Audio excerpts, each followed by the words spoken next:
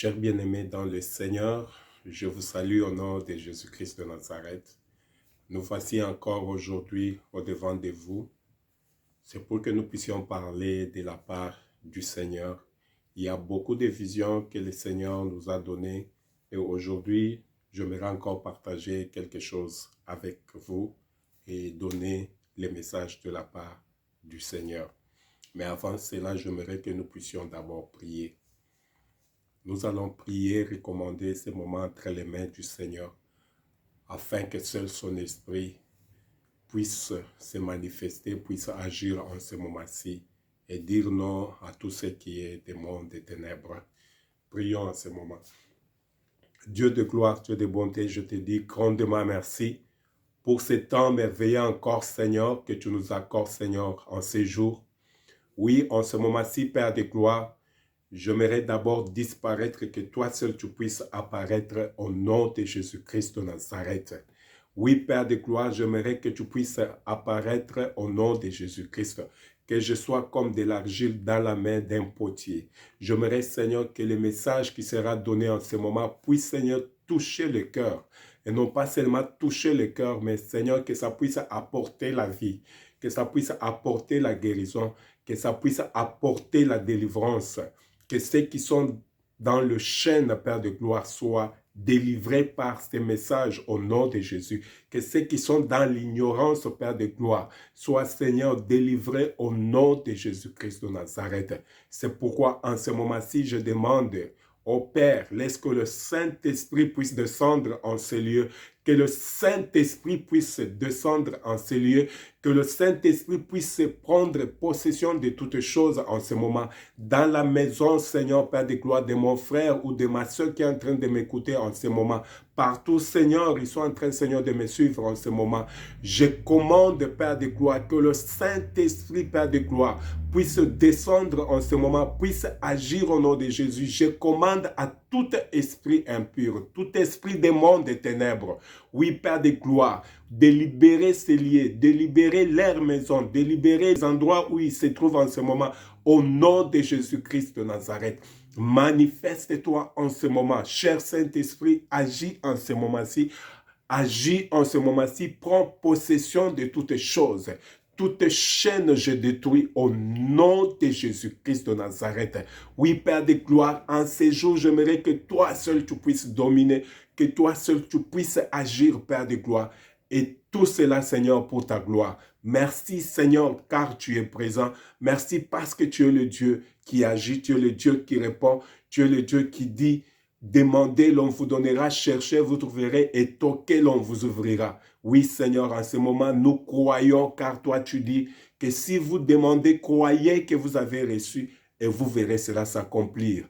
Merci, Seigneur, pour l'accomplissement, Seigneur, de ta parole dans notre vie. Avant même, Seigneur, que nous puissions écouter de ta part, nous croyons, Seigneur, que cela est déjà accompli. Merci, Seigneur des Seigneurs. Au nom de Jésus-Christ de Nazareth, nous avons prié ainsi. Nous disons Amen.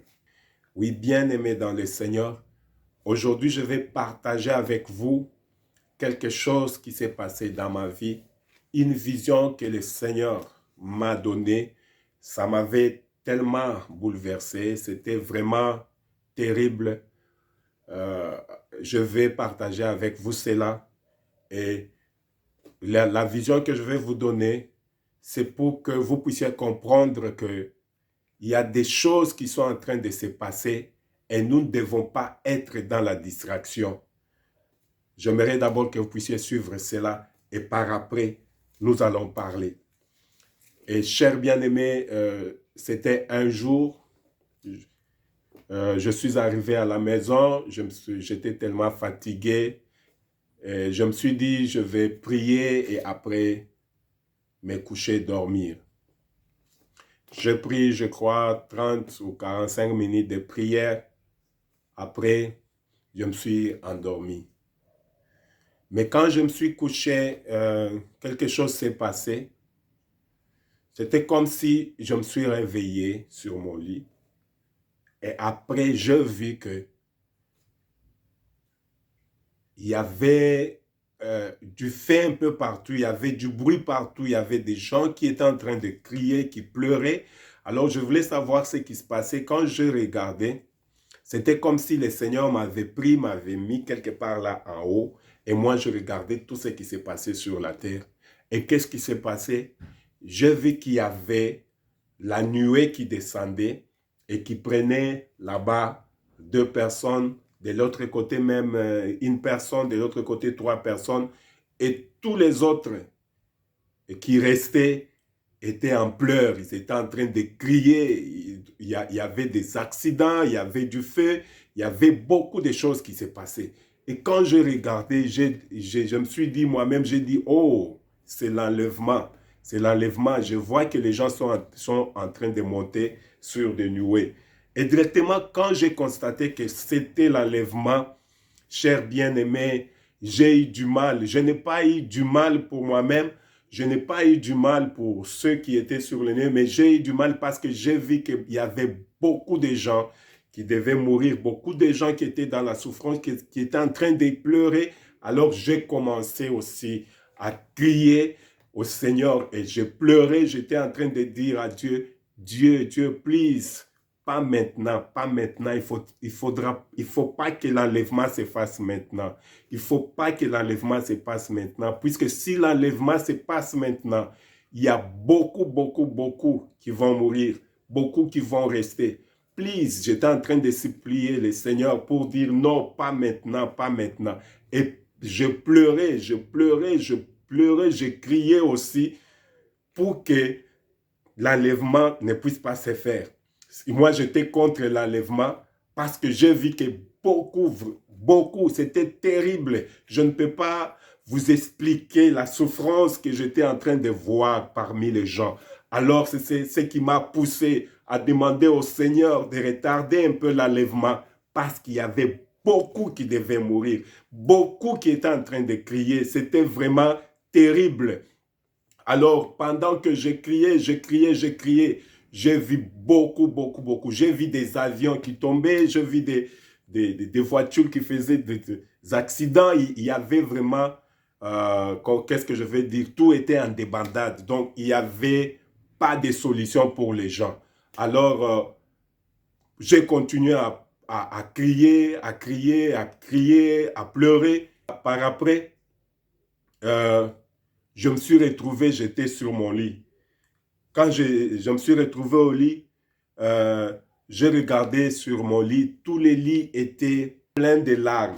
Les lits étaient mouillés, moi-même j'étais mouillé et tous les habits. C'est-à-dire pendant que j'ai crié dans cette vision-là, même physiquement comme ça, les larmes étaient en train de sortir. Alors, quand je me suis réveillé, je vis que les lits étaient mouillés. Moi-même, j'étais en train de trembler là. Alors, pour moi, c'était comme si c'était ça, ce que je venais de voir là, c'était une réalité, c'était quelque chose qui s'était déjà passé.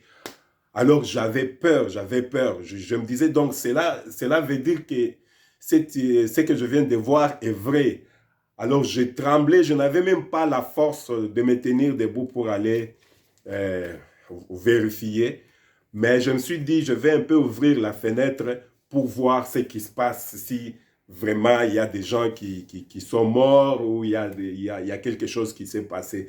Alors en train de trembler, je suis parti, j'ai ouvert un peu euh, ma fenêtre.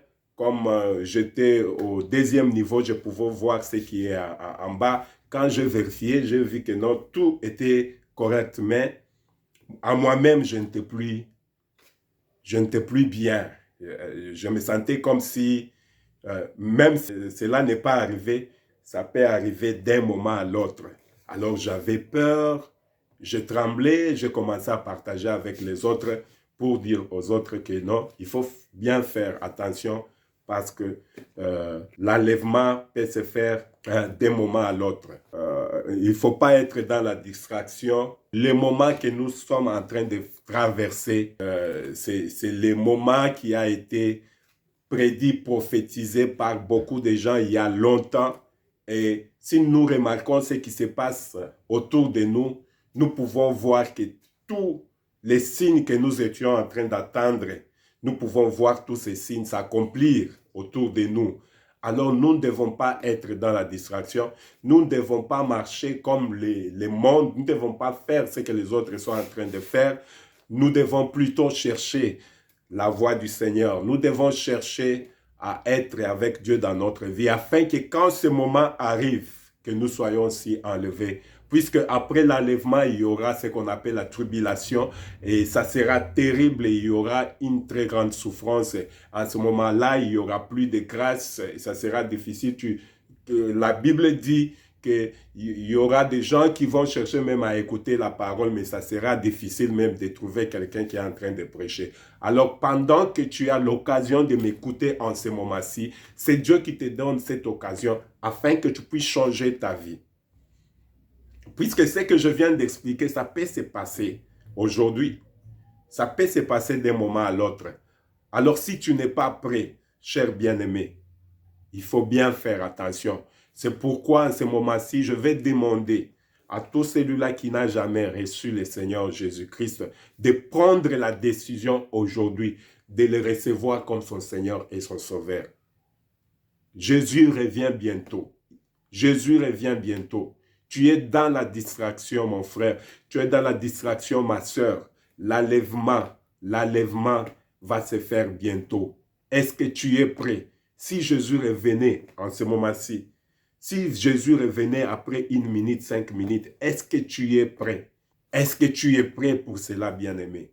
Est-ce que tu es prêt? Est-ce que pendant que je parle, quand tu examines ta vie, est-ce que tu es prêt? Alors j'aimerais aujourd'hui, toi qui n'as pas encore reçu le Seigneur Jésus, que tu puisses prendre la décision de recevoir le Seigneur Jésus-Christ parce qu'il vient bientôt. Jésus revient bientôt. Dieu n'a pas changé, il est le même hier, aujourd'hui et éternellement. Si vous vous rappelez du temps de Noé, Noé avait prêché, les gens n'avaient pas écouté et ils sont partis, ils sont morts. Ils sont morts, il n'y a que Noé qui était sauvé avec sa famille dans l'arche. Les autres sont morts. Ce n'était pas 100 personnes, ce n'était pas 1000 personnes, c'était des milliards de personnes qui sont mortes, tout simplement parce qu'ils ont refusé d'écouter la parole de Dieu. Quand la Bible nous parle de Sodome et Gomorrhe, il y a des gens qui sont morts, même des bébés. Il y a des gens qui sont morts là-bas, tout simplement parce qu'ils n'ont pas écouté la parole de Dieu. Pendant que je suis en train de vous parler, c'est Dieu qui est en train de parler. Si vous n'écoutez pas la parole de Dieu, il ne va pas vous épargner. Il ne va pas vous épargner. Alors, c'est le moment où il faut prendre la décision. C'est maintenant qu'il faut se décider de changer ta façon de vivre, de suivre la voie du Seigneur. Pour suivre la voie du Seigneur, la première des choses que vous devez faire, c'est recevoir d'abord le Seigneur Jésus-Christ dans votre vie comme votre Seigneur et votre Sauveur. La Bible dit qu'il est à la porte et il frappe. Il dit, si quelqu'un entend ma voix et ouvre la porte, j'entrerai chez lui, je souperai avec lui et lui avec moi. Bien-aimé, le Seigneur a besoin de toi. Le Seigneur veut te sauver. C'est pourquoi il a permis que tu puisses écouter ces messages. Si tu es en train de m'écouter en ce moment, j'aimerais que tu puisses faire une prière pendant que je suis en train de parler. Dis seulement, Seigneur Jésus, je reconnais que je suis un pécheur. Et aujourd'hui, je prends la décision de te recevoir comme mon Seigneur et mon Sauveur. Je fais un demi-tour. À partir d'aujourd'hui, je refuse de marcher selon mes désirs charnels. Je prends la décision de marcher selon ta parole.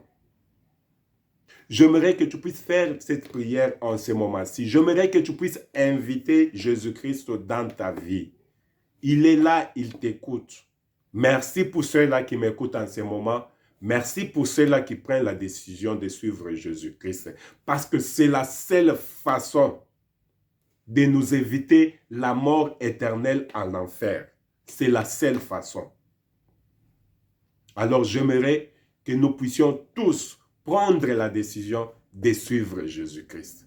Il ne faut pas suivre la voie de ton ami ou de ton papa ou de ta maman parce qu'eux, ils vivent comme ça, moi aussi, je vais vivre comme eux. Non, le salut est individuel. Alléluia. Le salut est individuel. Dieu t'aime, c'est pourquoi il te donne cette occasion. C'est pourquoi Dieu a permis que tu puisses m'écouter en ce moment-ci. J'aimerais prier pour tout celui-là qui a pris la décision de suivre Jésus-Christ. Il n'y a que Jésus qui donne la vie. Il n'y a que Jésus qui donne la vie. Il n'y a que Jésus qui peut sauver. Il n'y a pas un autre nom. Il n'y a que Jésus-Christ de Nazareth. Il n'y a que Jésus-Christ de Nazareth. Il n'y a que Jésus-Christ de Nazareth. J'aimerais parler d'une autre vision. Et cette vision parle de l'enlèvement encore. Chers bien-aimés, il faut bien faire attention. Il y a quelque chose qui se prépare. Et ça peut arriver pendant que je parle. Ça peut arriver maintenant même. Est-ce que tu es prêt? Est-ce que tu es prêt?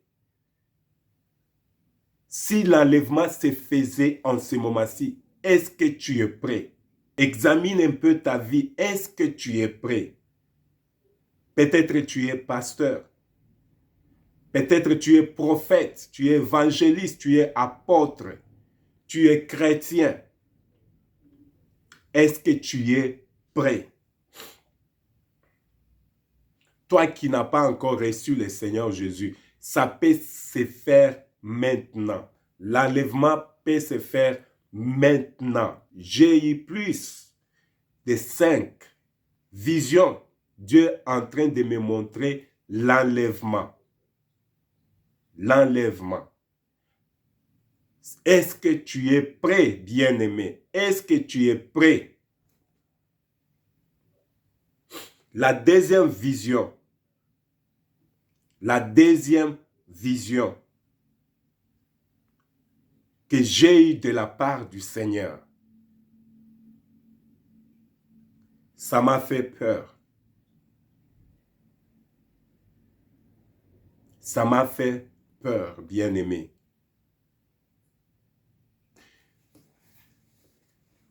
Ça m'a fait peur. Ce n'était pas tellement long. Ce n'était pas long. Mais ça m'a fait peur. Qu'est-ce que j'ai vu? Je suis parti pour me coucher. Il ne s'est pas passé... il s'est pas passé 30 minutes.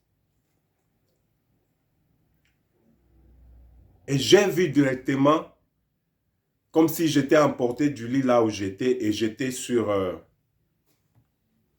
chemin, en train de marcher.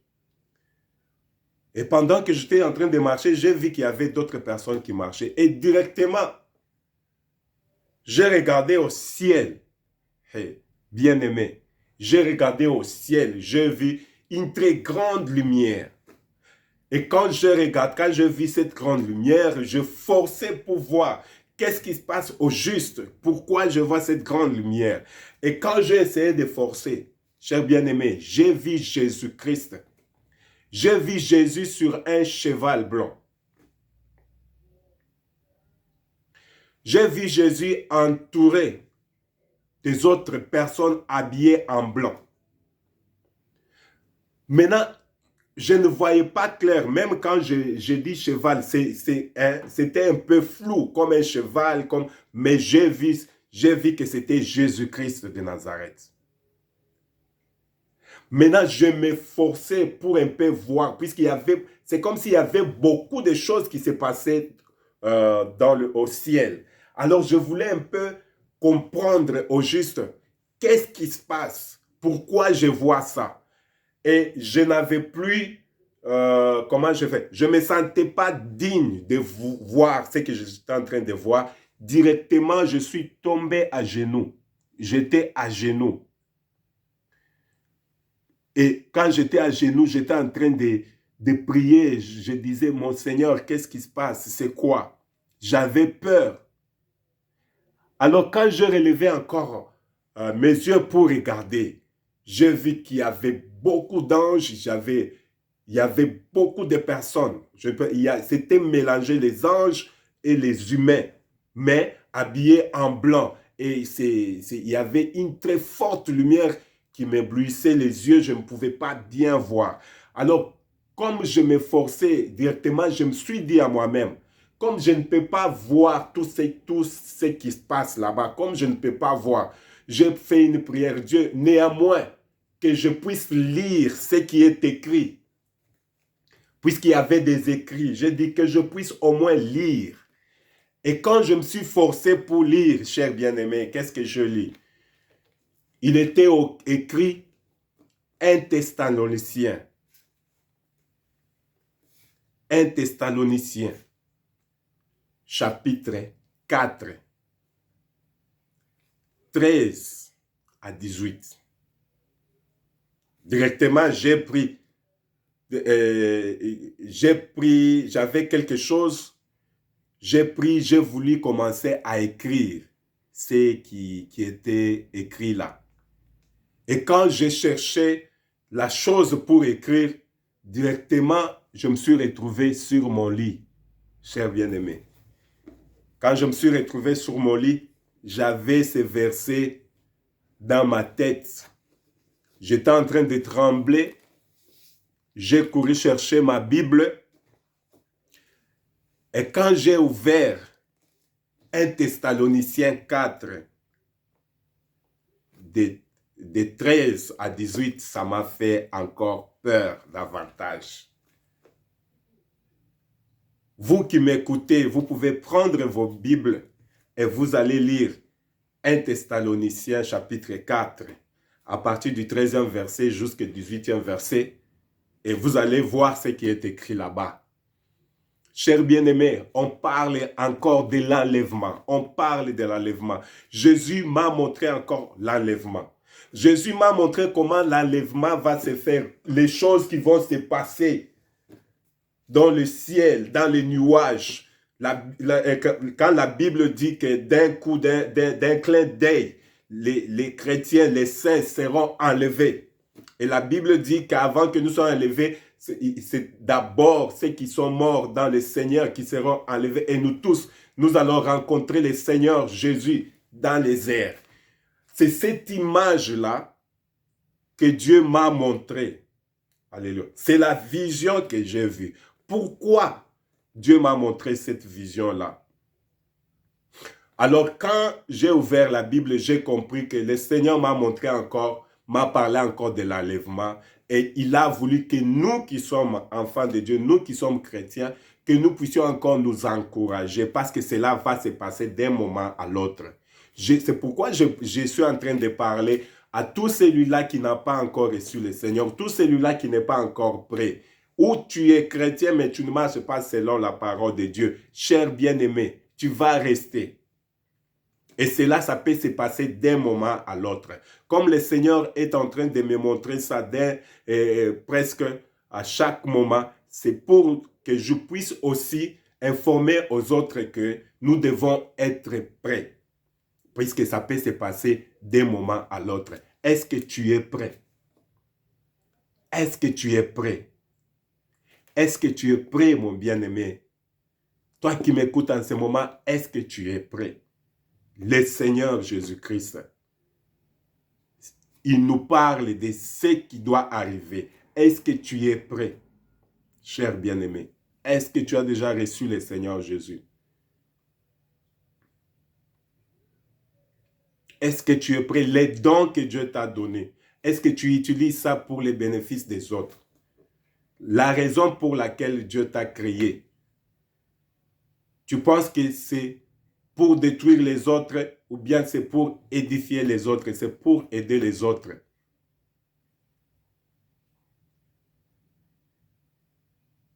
Bien-aimé, je ne suis pas venu te condamner, mais je suis venu t'apporter une bonne nouvelle. La bonne nouvelle est que si Jésus est en train de retarder jusqu'à présent, c'est parce qu'il t'aime. Il ne veut pas venir avant que toi tu puisses prendre la décision. de le recevoir comme ton Seigneur et ton Sauveur. Puisque s'il venait en ce moment-ci, pendant que tu n'as pas encore pris la décision, tu es un candidat pour l'enfer. Puisque ça sera difficile au temps des tribulations, de croire au Seigneur. Ça sera difficile de garder la foi. Puisque tout celui-là qui se dira qu'il est chrétien, tout celui-là qui se dira qu'il veut marcher selon la volonté de Dieu, il sera tué. Ça sera difficile après l'enlèvement. C'est seulement maintenant que nous sommes dans le temps de la grâce, où nous pouvons prendre la décision, où le Saint-Esprit est là pour nous aider dans notre marche. Toi qui n'as pas encore reçu le Seigneur Jésus, voici l'occasion. Reçois le Seigneur Jésus. Reçois le Seigneur Jésus. Reçois le Seigneur Jésus. Reçois le Seigneur. Avant qu'il ne soit trop tard, prends la décision. Avant qu'il ne soit trop tard, prends la décision. Reçois le Seigneur Jésus-Christ. Je vous dis grandement merci, chers bien-aimés, pour l'occasion que vous m'avez donnée. J'aimerais que vous puissiez partager aussi ces messages avec les autres afin que beaucoup soient gagnés. Afin que beaucoup soient gagnés. Amen. J'aimerais que tu partages ces messages.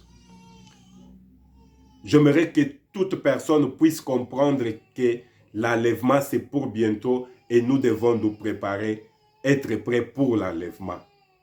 Et j'aimerais que tu puisses aider quelqu'un de ta famille, même celui-là qui n'est pas de ta famille, qui n'a pas eu cette occasion d'écouter les messages que je suis en train de t'annoncer. J'aimerais que tu puisses prendre ces vidéos et partager.